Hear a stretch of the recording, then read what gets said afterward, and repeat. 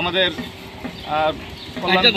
কল্যাণপুর প্রমোদনগর বিধানসভা কেন্দ্রের আমাদের জনপ্রিয় বিধায়ক, ওনার তরফ থেকে আমরা 2018 সাল থেকে আমরা শুরু করেছিলাম। আমাদের বিধায়কের তরফ থেকে আমরা কল্যাণপুর বাজারের সমস্ত ব্যবসায়িকদের মধ্যে আমরা মিষ্টি বিতরণ করে থাকি আজকের এই পয়লা বৈশাখের দিনে। এবারও আমরা আমাদের কল্যাণপুর বাজারে আমাদের বিধায়ককে সঙ্গে নিয়ে আমরা বেরিয়ে, কিন্তু একটা দুঃখের ব্যাপার, আজকে বিধায়ক আমাদের সঙ্গে হাঁটতে পারেননি।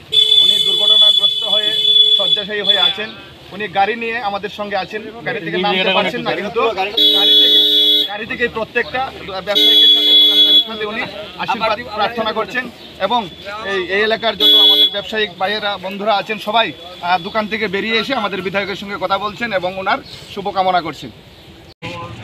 প্রথমেই আমাদের বাংলা নববর্ষ, বড় দেশকে প্রণাম, বড় দেশকে ভালোবাসা।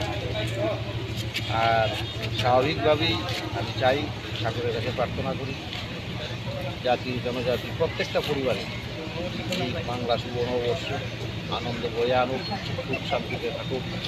এবং আমি প্রতি বছরই এই নববর্ষের দিন সমস্ত জাতি জনজাতি ব্যবসায়িক সকলের সঙ্গে দেখা করার জন্য বা আশীর্বাদ নেওয়ার জন্য প্রত্যেকটা বাজারে যাই। তাই আজকেও ব্যতিক্রম ঘটিনি।